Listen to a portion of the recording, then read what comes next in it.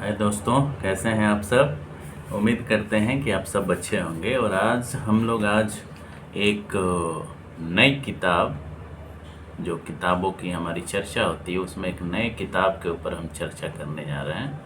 और उस किताब के अंदर जिनकी चर्चा है वो किरदार बहुत अहम हैं, जिन्हें आपको जानना चाहिए, समझना चाहिए। और उनका जो जो शिक्षा के क्षेत्र में, समाज सुधार के क्षेत्र में जो एक योगदान है उसके बारे में जानना अति महत्वपूर्ण है। ये किताब है भारत की प्रथम मुस्लिम महिला अध्यापिका क्रांतिकारी फातिमा शेख के बारे में। इस किताब को लिखा है जाने माने साहित्यकार लेखक मोहनदास नेमी सराय ने, जिसे सम्यक पब्लिकेशन ने पब्लिश किया है।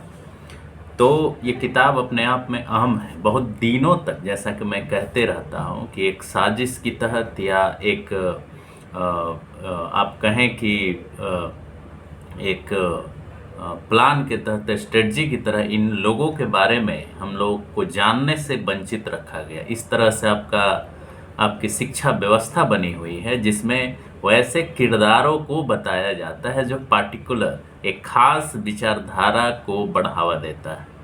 और वैसे सारे किरदारों को जो व्यवस्था में न्याय की खोज करता है, न्याय मांगता है, शोषित वंचित वर्ग के न्याय की बात करता है, वैसे किरदारों को जो इन चीज़ों के लिए लड़ाइयाँ लड़ी, न्याय के लिए, समानता के लिए, शिक्षा के अधिकार के लिए, उनको उनके योगदानों को दबाने की कोशिश करता है। उन इतिहासों को आपके पाठ्यक्रम में पढ़ाया नहीं जाता है जानबूझकर। तो उन्हीं कड़ी में एक ऐसे नायिका के बारे में जानने का प्रयास, जिन्हें न तो इतिहास लेखन में जगह मिली, न ही साहित्य जगत में जगह मिली, न ही शिक्षा के क्षेत्र में उनके योगदानों को रेखांकित किया गया। तो ये अपने आप में एक वर्ग और एक वर्ग विशेष के शैक्षणिक और शिक्षा की राजनीति को भी बताता है, रेखांकित करता है कि कैसे एक इतनी महत्वपूर्ण व्यक्तित्व को आज तक आपसे और हमसे छुपा कर रखा गया, उन्हें जानने नहीं दिया गया, जैसा कि और लोगों के साथ भी हुआ। जैसे महात्मा ज्योतिबा फुले के बारे में हुआ, माता सावित्रीबाई फुले के बारे में हुआ।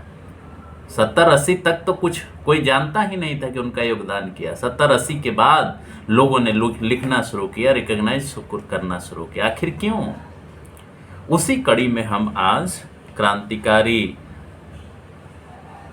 अध्यापिका, जिनका बहुत बड़ा योगदान रहा फुले दंपति को भी सहयोग करने में, उनके शिक्षा के मिशन को, क्रांतिकारी मिशन को आगे बढ़ाने में, उनके बारे में हम इस किताब की चर्चा करेंगे, जिन्हें मोहनदास नेमी सराय ने लिखा है। जैसा कि हमने बताया कि ये सम्यक पब्लिकेशन दिल्ली से प्रकाशित हुआ है।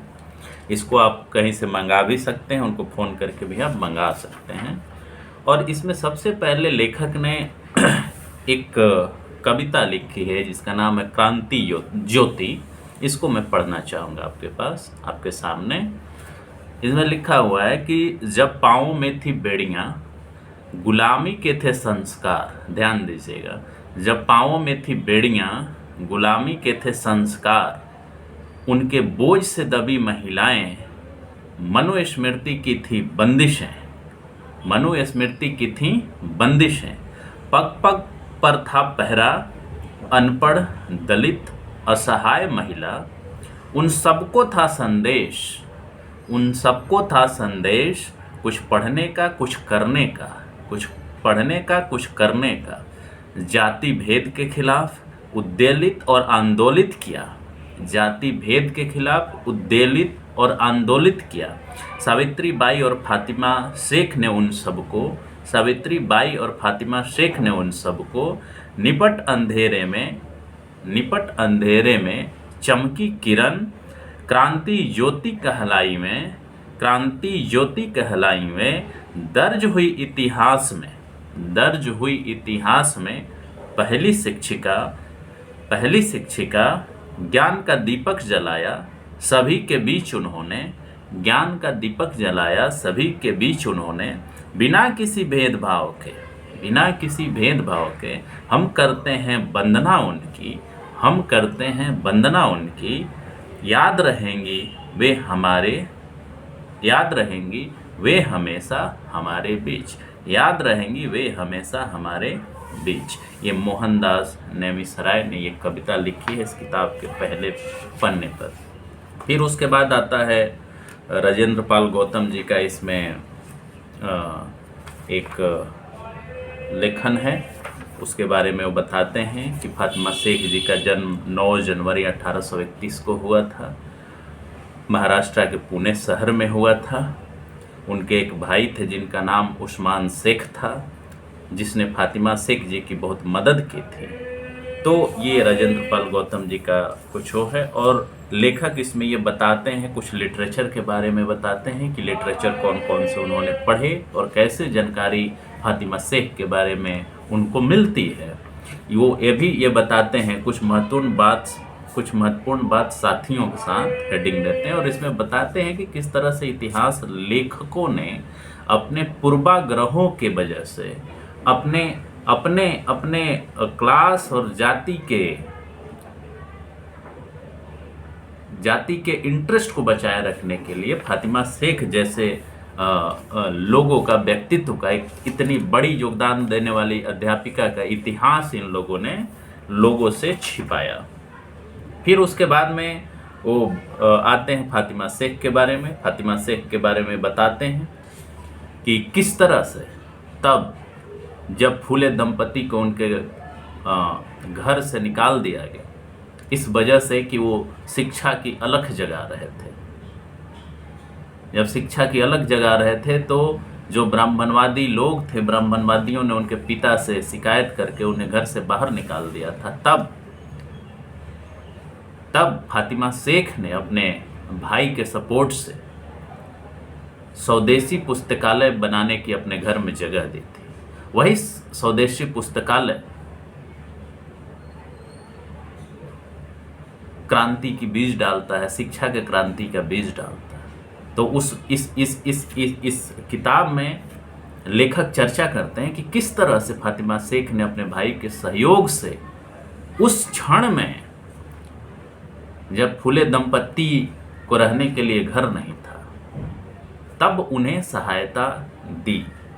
इसमें लिखते हैं, जब फूले दंपति ने अपना घर छोड़ने का फैसला किया और फिर उन्हें फातिमा और उनके बड़े भाई उस्मान शेख ने अपने घर में रहने की जगह दी, ज्योतिबा और सावित्री बाई ने जिस विरोध का सामना किया वह फातिमा के लिए और भी बढ़ गया था।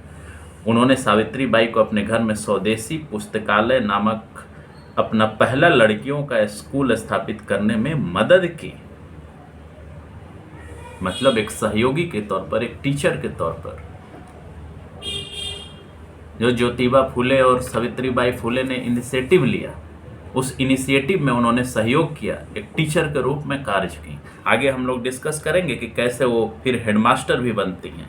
तो फातिमा ने 1856 तक स्कूल में पढ़ाया, उसी स्कूल में जिसे महात्मा फूले दंपति ने स्थापित किया था, और इस तरह की भारत की पहली मुस्लिम शिक्षिका के रूप में स्थापित हुई। लेकिन इतिहासकारों ने इसकी चर्चा नहीं की है। लेखक ये भी सवाल उठाते हैं कि उनके समुदाय के भी लोगों ने इनकी चर्चा नहीं की है इतिहास लेखन में। जिस तरह से उनकी चर्चा होनी चाहिए थी, जिस तरह के उनके बारे में जानकारी होनी चाहिए थी, उन चीज़ों के बारे में इसमें नहीं बताया गया। फिर इसमें एक जगह रेफरेंस है, थोड़ी सी जानकारी इसमें फातिमा शेख के बारे में मिलती है। इसमें एक लेखक का रेफरेंस देते हुए लेखक जो है किताब को लिखते हैं कि नासिर साहब लिखते हैं, फातिमा शेख कोई साधारण महिला नहीं थी। उनके भीतर ज्ञान था और ज्ञान बांटने की इच्छा शक्ति थी। उनका परिवार पूर्व में उत्तर प्रदेश में रहता था, उत्तर प्रदेश में कहीं रहता था। वहाँ से वे मालेगांव नासिक आए। ठीक है। उनके परिवार के लोग हैंडलूम टेक्सटाइल का कारोबार करते थे। आर्थिक संकट की वजह से वे बाद में उनका परिवार मालेगांव आ गया था। फातिमा शेख ने कम उम्र में ही अपने माता पिता को खो दिया था। ऐसी स्थिति में वो अपने भाई उस्मान शेख की देखरेख में पली बढ़ी। पूना में गंजपेट में मुंशी गफ्फार बेग इन भाई बहनों की पिता के रूप में देखभाल की। इसी तरह गंजपेट में भाई बहन रहने लगे। ये प्रकाशित हुई थी। ये लेख मुस्लिम सत्यशोधक पत्रिका संपादक थे डॉक्टर शमसुद्दीन तांबोली, जुलाई अगस्त 2020 में। उसका रेफरेंस देते हुए थोड़ा सा बताते हैं।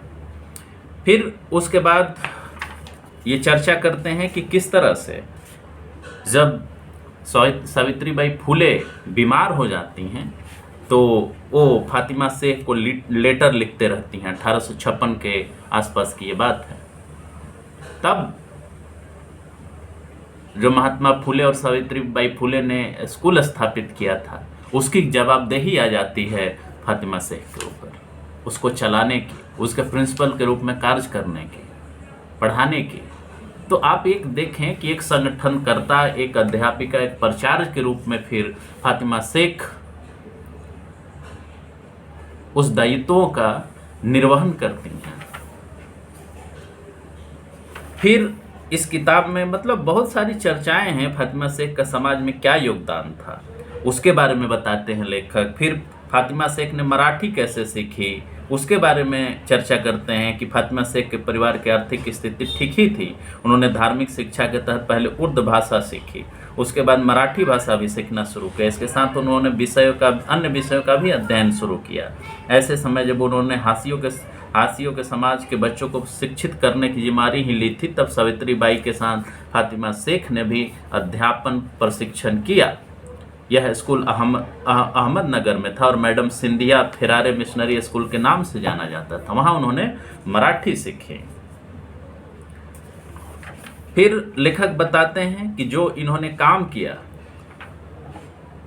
जो फातिमा शेख ने काम किया, वो सराहनीय काम था। जैसे वो कहते हैं कि भारतीय महिलाओं की आइकन फातिमा शेख को न सिर्फ भारत की पहली शिक्षक माना जाता है, बल्कि इन्हें समाज सुधारक कार्यों के लिए पूरी दुनिया में जाना जाता है। फातिमा शेख ने 1848 में स्वदेशी पुस्तकालय की स्थापना की, जो लड़कियों के लिए भारत में पहले स्कूलों में से एक था, जो कि उनके घर में हुआ था।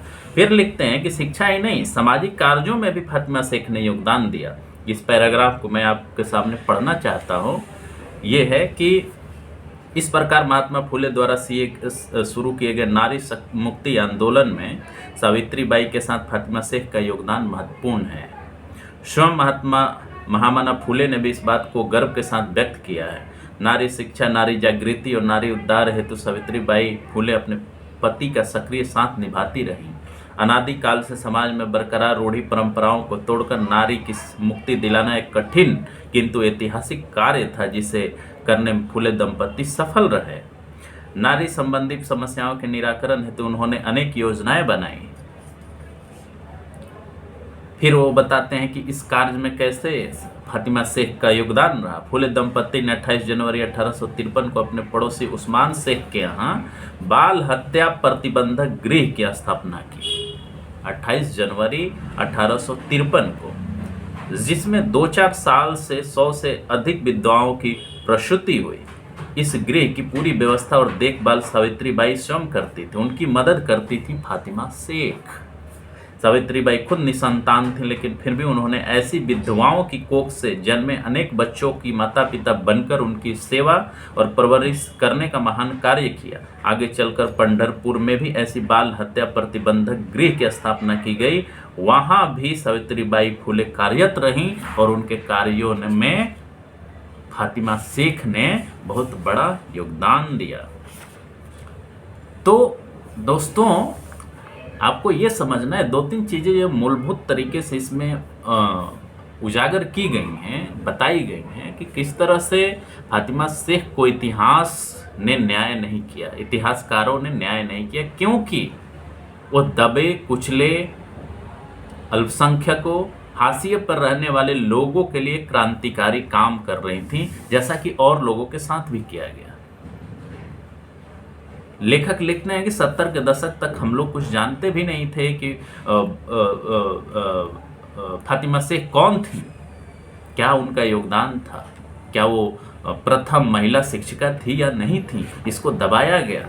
फिर वो एक लेख, डिफरेंट तरीके के लेख इसमें इन्होंने पब्लिश किया है, इस किताब में छापा है, उसको जगह दिया है। जैसे भारत की पहली मुस्लिम शिक्षिका फातिमा शेख की भूली बिसरी विरासत, जिसे कोई लेखक हैं जलालुद्दीन, उन्होंने लिखा है। ये जो जलालुद्दीन साहब हैं, संस्थापक बेसिक फाउंडेशन दलित एवं मुस्लिम महिलाओं को समर्पित संस्था है जो कि दिल्ली में अवस्थित है, उसके संस्थापक हैं। फिर उसके बाद ज्योतिबा फुले के शिक्षा संबंधी विचार, डॉक्टर अंबेडकर के शिक्षा संबंधी विचार को जगह दी गई है इस किताब में। एक जगह ज्योतिबा फुले के विचार को यहाँ पे बताया गया है, उसको मैं पढ़ के आपको बताना चाहूँगा। इस तरह फुले ने शिक्षा का महत्व समझ लिया। केवल अविद्या के कारण शूद्र अति शूद्रता थी, नारी गुलाम की जीवन जी रही है, ऐसा स्पष्ट मत था। इसलिए फुले विद्या के महत्व की व्याख्या करते हुए कहते हैं कि, क्या कहते हैं वो सुनिए। विद्या बिना मति गई, मति बिना गति गई, विद्या बिना मति गई, मति बिना गति गई, गति बिना नीति गई, गति बिना नीति गई, नीति बिना संपत्ति गई, नीति बिना संपत्ति गई, संपत्ति बिना शूद्र ध्वस्त हुए, और इतना सारा अनर्थ एक अविद्या से हुआ। इसको समझाते हुए लेखक बताते हैं कि विद्या तथा बुद्धि न होने के कारण, विद्या तथा बुद्धि के न होने से नैतिकता नहीं रही, नैतिकता के न होने से गतिशीलता न आई, गतिशीलता के न होने से धन दौलत नहीं मिली, धन दौलत न होने के कारण शूद्रों का पतन हुआ। इतना सारा अनर्थ एक अविद्या अथवा अशिक्षा के कारण ही हुआ। इसलिए ज्योतिबा फुले लोगों को उपदेश देते हैं कि अब तो तुम भी पीछे मत रहो, जिन मनुस्मृति के कारण तुम्हारा पतन हुआ उसका बहिष्कार करो, क्योंकि मनुस्मृति ने तुम्हारी शिक्षा के अधिकार को नकारा है। यदि तुम शिक्षा ग्रहण करोगे तो तुम्हें सुख मिलेगा। फिर इसी तरह से डॉक्टर अंबेडकर के शिक्षा पर विचारों के बारे में ये बताते हैं। शिक्षा के लिए अनुदान पर डॉक्टर अंबेडकर साहब का बॉम्बे लेजिस्लेटिव असेंबली के डिबेट में क्या योगदान था 1927 में, उसके बारे में चर्चा करते हैं। और बहुत सारे फोटोज जिसमें फातिमा शेख, ज्योतिबा फुले, माता सावित्रीबाई फुले के कार्यों के बारे में रिफ्लेक्शन है, उसको इसमें जगह दी गई है। फिर एक छोटा सा आलेख इसमें यह भी है कि फातिमा शेख के बारे में फोटोग्राफ क्या कहता है, उनके फोटो इसमें हैं। फिर फातिमा शेख एक प्रथम मुस्लिम शिक्षिका, एक आलेख और है जो कि AK सिंह हैं, सुगत सांस्कृतिक शैक्षणिक और सामाजिक संस्थान लखनऊ उत्तर प्रदेश से हैं, उनका एक लेख है। और एक लंबा इसमें रेफरेंस दिया हुआ है। अगर आपको पढ़ना हो तो इन रेफरेंसेस को कंसल्ट करके, इसको अप्रोच करके आप बहुत सारी चीज़ों को जान सकते हैं। महात्मा फुले, सावित्रीबाई फुले और भारत की पहली मुस्लिम शिक्षिका फातिमा शेख जी के बारे में।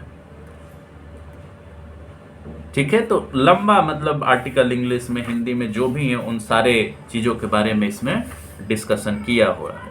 तो इस तरह से दोस्तों, जो मोहनदास नेमिसराय जी हैं, जो कि प्रॉपरली मेरठ शहर उत्तर प्रदेश से बिलोंग करते हैं, काफ़ी जाने माने साहित्यकार हैं, बहुत सारे इनकी कृतियाँ हैं, बहुत सारे पुरस्कार हैं, और बहुत सारी डॉक्यूमेंट्री जो इनके लेखन और साहित्य पर बनी हुई है। इस किताब को आप लोग पढ़ सकते हैं और जान सकते हैं कि जिन्हें हम इतिहास में अनसंग हीरोज कहते हैं, मतलब ऐसे लोग जिनके बारे में आज तक हमें बताया ही नहीं गया, उनके बारे में जानने की आवश्यकता है, उनके बारे में समझने की जो आवश्यकता है। उन्होंने जो शिक्षा की लौ जगाई, उन्होंने जो कंट्रीब्यूशन दिया, योगदान दिया, आज उसका नतीजा है कि हम सब पढ़ पा रहे हैं। हमारे लिए आवाज़ वो लोग बनकर उभरे उस समय जब ब्रिटिश राज था। और उसका नतीजा आज है कि हम सब ये समझ पा रहे हैं कि हमें पढ़ना कितना ज़रूरी है, तार्किक तौर पर हमें पढ़ने की कितनी ज़रूरत है, तार्किक शिक्षा कितनी ज़रूरी है। हमारे साथ जो अन्याय हुआ, चाहे और लोगों के साथ जो अन्याय हो रहा है, उसको ख़त्म करने के लिए लड़ाई कैसी लड़ी जाए, उस समय इन लोगों ने लड़ाई लड़ करके हमें अपना अधिकार दिलाने का प्रयास किया। इनके योगदानों का नतीजा था कि बाद के दिनों में साहू जी महाराज, डॉक्टर अंबेडकर, पेरियार और बाकी लोगों ने शिक्षा के लिए लड़ाइयाँ लड़ी, शिक्षा के लिए संविधान में प्रावधान किया। आप जानते हैं कि डॉक्टर अंबेडकर के एक सबसे बड़े गुरुओं में से एक ज्योतिबा फुले थे। उनके विचारों से प्रभावित होकर साहू जी महाराज ने बहुत सारे स्कॉलरशिप शुरू किए। ये फुले दंपति और डॉक्टर फातिमा शेख का योगदान था। इसलिए दोस्तों, आप लोग इस किताब के बारे में भी पढ़ें, इस किताब को भी अगर चाहें तो खरीदें, पढ़ें, जानें। और ख़ास करके आपको जानना जरूरी है फातिमा शेख के बारे में कि उनका कितना बड़ा योगदान है शिक्षा के क्षेत्र में। लेकिन जो रियल में योगदान किया शिक्षा के क्षेत्र में, उसकी कोई चर्चा नहीं होती है। और जिसका नगण्य योगदान है, उसको हम इस देश में भगवान बना करके पूजा करते हैं और इस तरह से उसको ग्लोरीफाई करते हैं जैसे सबसे बड़ा योगदान उनका है। जबकि जिनका सबसे बड़ा योगदान है शिक्षा के क्षेत्र में, उनको हम जानते तक नहीं, याद तक नहीं करते। ये समय है उन्हें याद करने की, जानने की, समझने की और आगे इस दिशा में कार्य करने की, ताकि सारे लोग, भारत के सभी लोग शिक्षित हो सकें, तार्किक हो सकें और भारत के निर्माण में योगदान दे सकें। तो इसी के साथ मैं इस लेक्चर को यहीं ख़त्म करता हूँ, इस बुक डिस्कशन को यहीं ख़त्म करता हूँ। और आपसे उम्मीद करता हूँ कि इस इनिशिएटिव को आप लाइक करें, सपोर्ट करें और चैनल को सब्सक्राइब करें और शेयर करें, कमेंट करें जो भी हम कंटेंट आपके सामने ला रहे हैं। इसी के साथ नमस्कार, धन्यवाद।